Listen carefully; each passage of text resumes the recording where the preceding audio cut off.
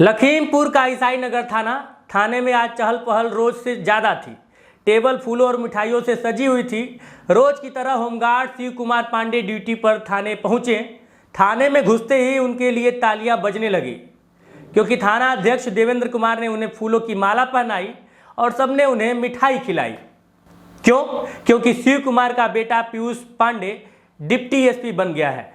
ईसा नगर कस्बे का मुचानापुर गांव, इस गांव में घाघरा नदी बहती है। यही नदी के पास पीयूष का एक कमरे का घर था। उनके परिवार में 5 लोग हैं, उनके माता पिता और 2 बड़े भाई निर्मल और अनुज।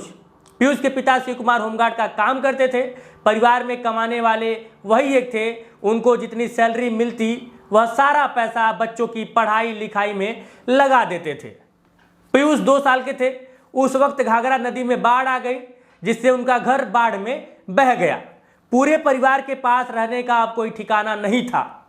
जैसे तैसे सबने थोड़ा सामान समेटा, घर की थोड़ी ईंटें निकाली और बाकी गांव के लोगों के साथ दूसरी जगह चले गए। कुछ दिन झोपड़ी में बिताने के बाद उन्होंने पास में ही एक घर बना लिया। पीयूष ने अपनी शुरुआती पढ़ाई इसी घर में रहकर की। पीयूष बताते हैं कि जब वो छोटे थे तब उन्हें अपने पापा की नौकरी से जुड़े किस्से सुनना बहुत पसंद था। पूरा परिवार जब रात का खाना खा लेता तो मैं अपने पापा के पास आकर लेट जाता, उनसे किस्से कहानियाँ सुनाने की जिद करता। वो मुझे पुलिस विभाग से जुड़े किस्से बताते थे। कई बार पापा की ड्यूटी अधिकारियों के साथ लगती थी, वो मुझे उनकी भी बातें बताते। पापा बताते कि कैसे किसी आईएएस ने अपने क्षेत्र में काम करवाया, लोगों की मदद की। मैं उनके किस्से सुनकर बहुत गर्व महसूस करता था। पीयूष बताते हैं कि हमारा गांव बहुत पिछड़ा हुआ था, इसलिए मुझे लगने लगा कि अगर मैं भी अफसर बन जाऊं तो अपने गांव का विकास कर सकता हूं। इसलिए मैं बचपन से ही आईएएस बनने का सपना देखने लगा। पीयूष बताते हैं कि वो बचपन से ही पढ़ने में बहुत अच्छे थे। उनके लिए पढ़ाई कभी संघर्ष नहीं रही। घर की कंडीशन जैसी भी हो, उनकी पढ़ाई पर कभी कोई असर नहीं हुआ। 5वीं तक की पढ़ाई उन्होंने अपने घर में रहकर की। इसके बाद वो घर से करीब 15 किलोमीटर दूर खमरिया आकर रहने लगे। यहाँ एक छोटे से कमरे को किराए पर लिया। उन्होंने यहीं रहकर 12वीं तक की पढ़ाई की। घर में चाहे जितनी भी पैसे हो, कमी हो, लेकिन पीयूष के पापा ने उनकी पढ़ाई में कभी कोई कमी नहीं रखी। और ये मिडिल क्लास वाले जितने भी पापा होते हैं ना, ये नहीं रहने देते हैं। उन्हें जितने की ज़रूरत होती है उससे कुछ रुपए बढ़ाकर ही पापा भेजते थे। पीयूष कहते हैं कि खमरिया पिछड़ी हुई जगह थी, इसलिए वहाँ बिजली की बहुत समस्या थी। कई बार रात में लालटेन जलाकर पढ़ाई करता था। पीयूष बताते हैं कि स्कूल की पढ़ाई में प्रिंसिपल शैलेंद्र श्रीवास्तव ने भी मेरी बहुत मदद की। उन्हें मेरे घर की स्थिति पता थी।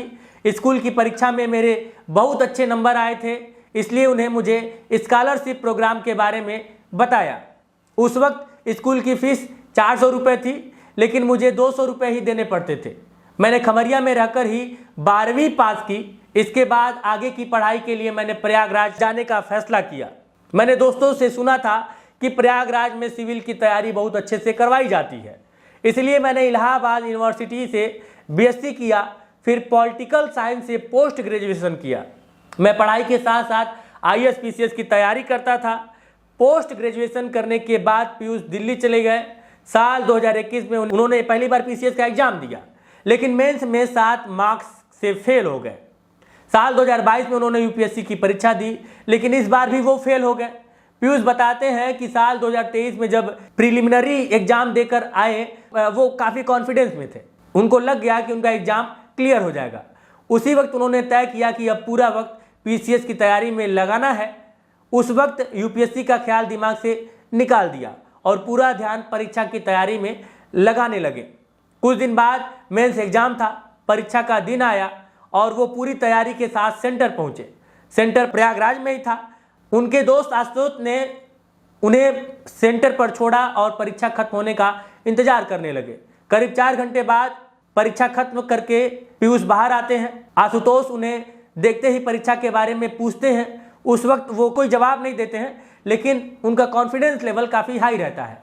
आखिर में ऐसा ही होता है, मेंस क्लियर होता है और वे इंटरव्यू की तैयारी में लग जाते हैं। एक पत्रकार पीयूष से पूछता है कि क्या इंटरव्यू में कोई ऐसा सवाल था जिसमें वो कंफ्यूज हो गए। इस पर उनका कहना था कि पैनल जब भी कोई सवाल करती है तो वो जनरल नॉलेज से ज़्यादा आपके प्रेजेंस ऑफ माइंड को चेक करते हैं। ऐसा ही एक सवाल उन्होंने मुझे पूछा कि मान लीजिए कि आप एसडीएम हैं, आपके ऑफिस के किसी आदमी ने आकर बताया कि आपके इलाके में 2 लोग दंगा कर रहे हैं, तो आप क्या एक्शन लेंगे। ऐसे में अगर बिना सोचे जवाब दें तो ज़्यादातर स्टूडेंट डायरेक्ट एक्शन लेने की बात करेंगे, लेकिन मैंने जवाब दिया कि अगर किसी ने ऑफिस में बताया तो सबसे पहले इस सूचना की सच्चाई चेक करूंगा, उसके लिए मैं एसएचओ को फ़ोन करके सही बात का पता लगाऊंगा। अगर ये सच है तो सबसे पहले वहाँ सुरक्षा बल का इंतजाम करूंगा। अगर दंगा करने वालों का आपराधिक बैकग्राउंड है तो उस पर एक्शन लूंगा। अगर वो क्लीन छवि के लोग हैं तो सिर्फ एक सोच के आधार पर मैं कोई स्ट्रिक्ट एक्शन नहीं लूंगा। मैं सुरक्षा के पूरे इंतजाम करके मामले की जांच करूंगा। अगर स्थिति ज़्यादा खराब हुई तो मैं संविधान के अनुच्छेद 22 के तहत मुझे उनको गिरफ्तार करने का भी अधिकार है। पीयूष ने इंटरव्यू में जो जवाब दिया वो पैनल को पसंद आए और उनका एग्जाम क्लियर हो गया। वो बताते हैं कि जिस दिन रिजल्ट आने वाला था मेरे घर से बार बार फ़ोन आ रहा था, लेकिन साइट स्लो होने की वजह से मैं काफ़ी देर तक अपना रिजल्ट नहीं देख पाया। जब साइट चलने लगी मैंने रिजल्ट देखा तो कुछ देर तक भरोसा ही नहीं हुआ कि मैं डीएसपी यानी कि डिप्टी एसपी बन चुका हूँ।